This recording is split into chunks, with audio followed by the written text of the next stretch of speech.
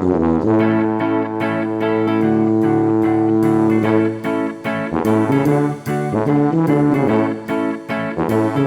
everyone, and welcome to the Double Stuff podcast, where we're double the hosts, double the topics, double the fun, and I'm Alan. I'm Sarah. And I'm Charity, to borrow Alan's intro that he always does. That's okay. I don't hold a copyright on it. Yeah, patent pending. Yeah. There we go. Well, today we're coming into the new year. Yes. New us, new fabulousness. Let's talk a little bit about jewelry. Ooh, slinging it out for the new year. Let's talk about our drip. It's true. I always come in all my golds and diamonds, you know. What, like Mr. T? Pretty much, yeah. I have to take it off for the podcast because it makes too much noise. Oh, of course. Well, I myself am a little bit of a plain Jane. The only jewelry I ever wear is my wedding band. As you should. It's off right now, so I don't tap. I don't tap the microphone and tap the table. Yeah. But so for the 20 minutes of the episode, he's open and available. I am not open nor available. But gonna get Mac mad at us now. Yeah, that's the only jewelry I ever had. Now, in the past, I have explored creating an identity for myself through jewelry. I've pierced my ears in the past. Oh, I didn't know this about you. Yeah, Are they closed up? Oh yeah, they've been closed for years. Okay, I didn't know how you said in the past. I didn't know if this is like recent past, like a year ago. Or... I guess I would have noticed. I would have been like, hey, there seems to be some holes in the ears there. No, it's been a long time. I had at the time, I think it was late 90s or something like that. I had hoop earrings, and there was an old wrestler named Captain Lou Albano, and his beard that was kind of like either in a... It's like braided? Well, it was more like Medo-Persian style or something. So he had rubber bands like in different lengths. And so I had a long goatee with rubber bands in them. And that was a lot of fun. I have worn chains before, but I never really liked them.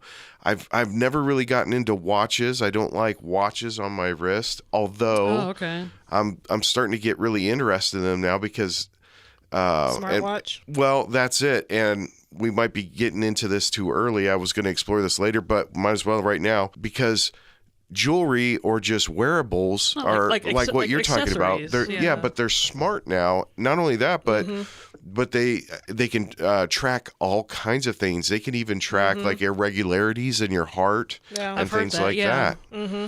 And where it's and also the latest, it can detect like impacts. So like if you were to fall, if you were to be in a car wreck or something like that, which is really exciting and might be enough to get me to try on something else. I don't know. Try a wearable. But would that still be considered an accessory? Because I feel like that's more like it's almost becoming life alert. Almost like when you have to have it. It's like blinged out life alert. It is blinged out life alert, but it also, I mean, that's to the extreme of what it could do. But it can also track fitness. It can track That's heart rates, oxygen levels, all kinds of different things. Wow. So it's not necessarily a fashion statement. You're using it more as a lifestyle. Well, it's going to be interesting, and I know only because I have a coworker that just had a baby, an infant son, and they left the hospital with a wearable, is what he was telling me. There was a little anklet. Also,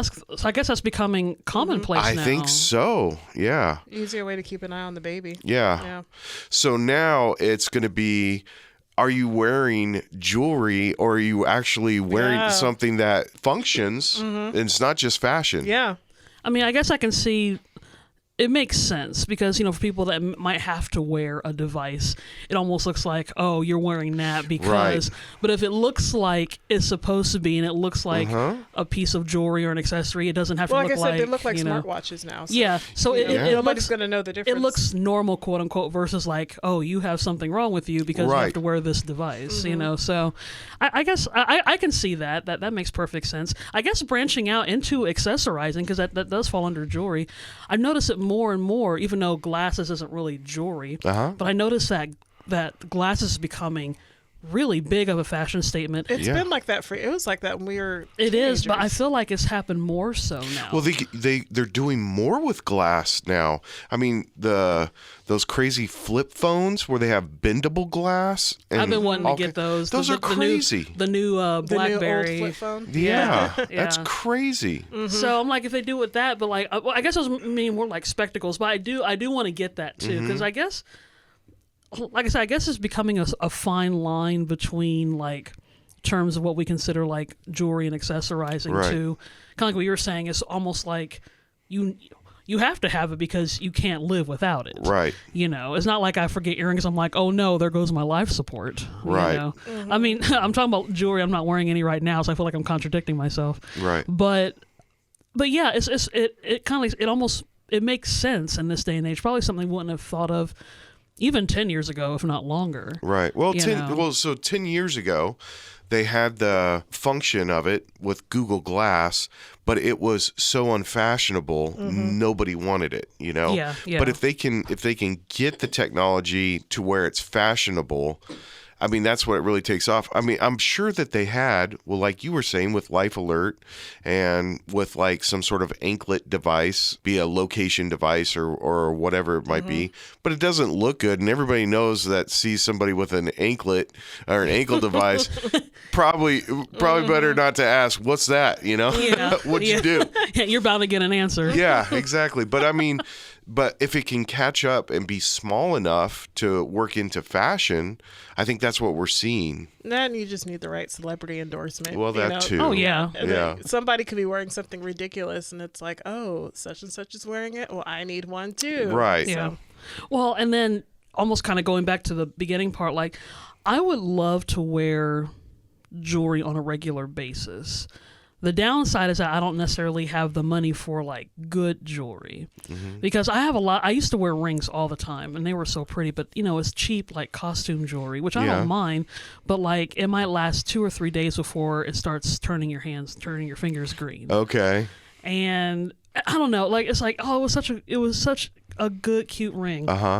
And it's already starting to rust and corrode or whatever. I think there's some tricks to that. Like I thought the clear nail polish was the trick to like to I've coat done your that. ring in there. The downside is that I was so focused on there's one there's one cool mood ring that I have that I was so obsessed with, you know, putting the nail polish on the inside so it doesn't turn my fingers green, totally forgetting about the outside of the ring. Oh. You know, because I'm like, the inside's perfect. Not, you know, perfect, but the outside is looking like, you know. Well, now you know, you at least know it works halfway. Yeah. It's just, you know, I would love to actually get like something real, but, you know, it's expensive. Well, yeah. You know? Yeah. Well, I'm allergic to like the cheap stuff. So like if I do wear Now what does that mean? I don't know. So what would that metal be? Yeah, so if I buy earrings, I usually have to look for something that at least says it's nickel free. Nickel. And so for the most part I can wear those. They still sort of bother me a little bit, but I can wear those without having too much of an issue. If I just go pick up a regular pair of earrings from anywhere, then I won't be able to wear them for about 5 minutes. But what does that mean? Does it like your earlobes swell? My earlobes swell, they get puffy. It's kind of gross, but like they start to itch, kind of pussy. Also, and it's not just like jewelry. I remember I was working at a restaurant, and this particular restaurant we had to wear like a jacket and a tie and like look really fancy. Well, the collared shirt that I had underneath, it was missing a button. So my manager's like, oh, well, you can't have that if it's missing a button. So she gave me 2 safety pins to safety pin the part closed where the button was. Well, by the end of my shift, my whole chest was like red and blotchy and itchy because whatever metal was in the safety pins had touched my skin. Oh. So I can't have safety pins or, you know, I wonder what kind of metal that is. But I mean, it's only recently that within the past few years, I started wearing like nickel-free stuff, and I can kind of wear that.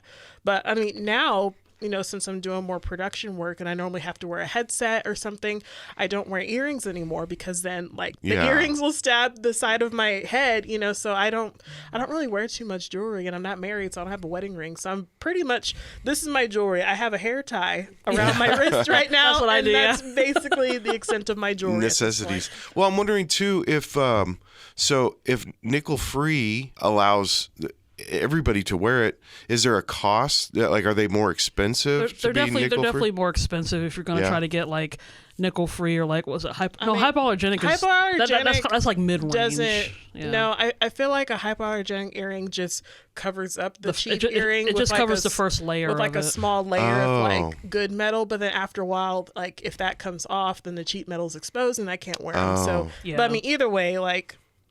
Yeah, it used to bother me all the time because I was like, I can't wear earrings. And the places where I used to go shop, they don't have those anymore. So you have to specifically look for nickel-free earrings. So you have to go to like specific places, and they are a little bit more on the expensive side. Okay. So it's like, but I know to appease your allergic reaction. If a guy ever buys me cheap jewelry, I'll know because if I get allergic to it, I'll be like, this is cheap. Get me something real. Yeah. Have you guys ever, I mean, we've all been in the arts and growing up. Have you ever tried making jewelry? I mean, I think when I was in elementary school, I made something out of beads. You know? Yeah. And then I think we also did the candy necklace. I don't know if you guys ever did those. Oh, yeah. I don't think that's what Alan was talking about. No, but it's just the fact that... it brings up a good point that I was going to bring up, but go ahead. But I've never done, like, serious jewelry making. I made jewelry once, and I was allergic to that, so I didn't get to well, because it's arts and crafts, so, I mean, if you're just going to get something a little crafty, you're not going to spend money on getting, like, good metal. It's just, cheapo stuff. You have to go... admittedly, I'm not quite sure where. I guess if any listeners are into the jewelry making business, they would know. But I'm sure you have to go to someplace specific if you're going to make jewelry that is nickel free or has a special plating on it or something like that. So I'm assuming if you're like a serious jewelry maker, you can probably do that. But just for crafts, you're not going to break the bank for that. Yeah, I remember. So I guess I'm lucky in that sense. In our high school, offered a jewelry making class as an elective, and it was a lot of fun. And we would do mostly with brass, but we'd also do silver. Okay. And it was really magical to take, and it just comes in like rods, or you can get it in plates, and then you would take a jeweler saw, which is like a little tiny hacksaw, and those blades always break. They always break. They were so frustrating. But to hold the silver into like a torch to make a silver ball was just magical. It was, you just heat it up and it just bloop, bloop, and it just makes a ball. And that was so cool. I've seen some of those videos online, like on how they make rings and they put the little studs in it. And I've seen that. I'm like, okay, that's pretty cool. I made a weird alien ring or something like that. We had a lot of fun. Valentine's Day's coming up. You got to make something for your wife. Look, honey, look what I made for you. Maybe I'll join my daughter, because what you were talking about, my youngest is getting in. I think, I don't know if it's necessarily for all young girls, but it seems like there's like an age where it's like a rite of passage. You start making your own jewelry, and so Audrey's been making bracelets and rings, and she made one for her grandfather here recently. She made me a Chiefs one for this year. So she sounds like she's actually pretty good. But your daughters are very artsy, though. Yeah, it's a family trait. Really good at it. Yeah. I do like leather jewelry. Like I've had some bracelets and stuff, and that I like the smell of leather, which it's probably terrible because I know. No, I'm in agreement with you. Like whenever I go to like leather, what is it, Cavender's? Cavender's? Is it Cavender's? I've heard it both ways. I know, but anyway, I know you're talking about. But you know where you go into like a country western kind of store, and you just walk in and it's just leather. I love it. Yeah, tanned leather bracelets, and I'm not allergic to it. So there you go. Actually, Charity has some watches because the binding on the watches also bothers I can't her wear wrist. watches either. So Daddy's been able to find her watches with leather binding. Even the like little metal straps can sometimes irritate Charity. So he's able to find one that's just like all leather, maybe some kind of fabricated tie or something, but so that's because it's a good yeah, that's Charity. Charity's special all around. Well, that was fun. You know what else is fun? Soda pop. Great transition, Alan. We need to get little soda earrings. Very Miss Frizzle from Magic School Bus. So the reason why I thought soda was interesting is that if you guys listen to the episode me and Charity did, the Sisterly Conversation Part 2, we talked about a whole lot of things, but we started talking about soda. And that wasn't the intent, but that's became part of the topic. So I thought it'd be kind of interesting to kind of have us talk about that too, because I wanted to ask you, Alan, is there a favorite type or soda, or maybe one that hasn't been around for a while that you would like to bring back, or something like that? Yeah, I'm not a huge soda guy. I've always had soda growing up. In fact, when I was growing up, it was pop. And Dylan, it was always go to the pop aisle. It was always pop until pop. I think it was pop until I moved to Kansas, and I think I heard soda. No, it was pop in Kansas growing up, and then I went out to California, and they're like, "No, it's soda." And so I learned to call it soda in California, or just say soda pop. Soda pop.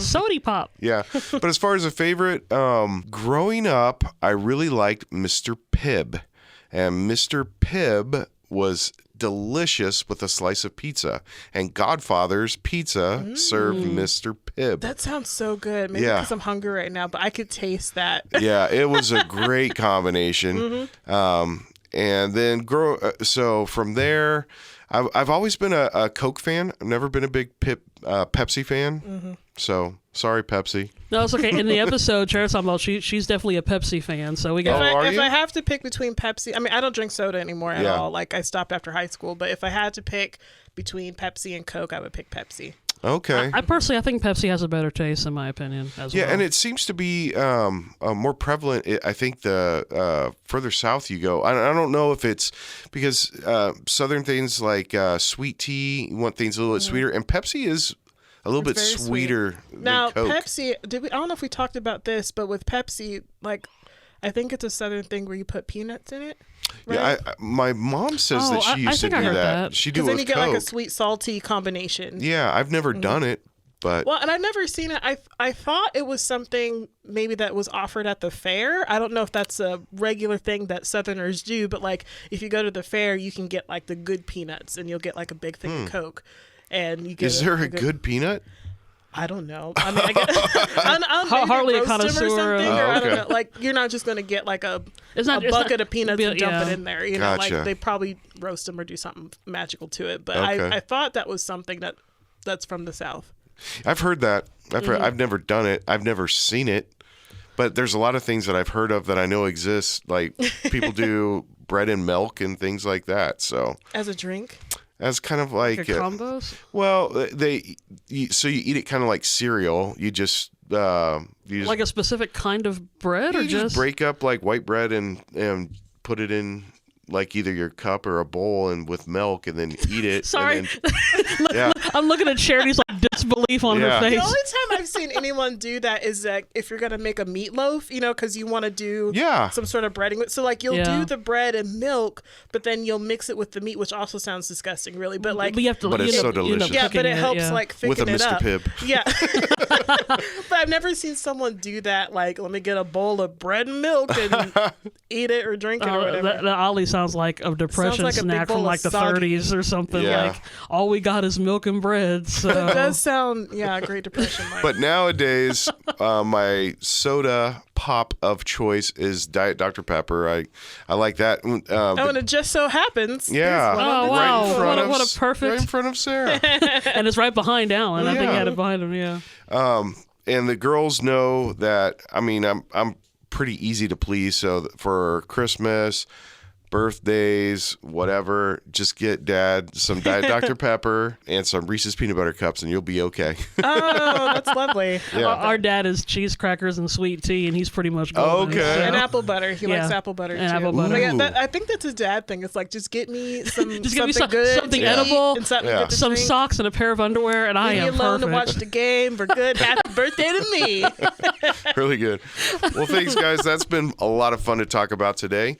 And Sarah, do you want to let us know where we can listen to this episode and others? Yeah, we are all over the place, guys. So you can listen to us on all the different podcast platforms. And of course, you can binge listen to all of our previous episodes at doublestuffpod.com.